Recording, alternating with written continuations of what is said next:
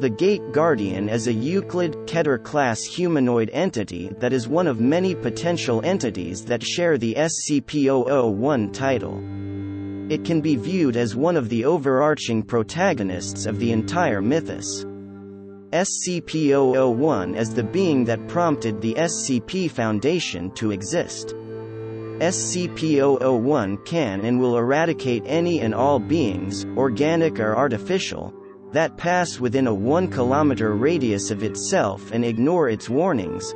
This is down to the subatomic level.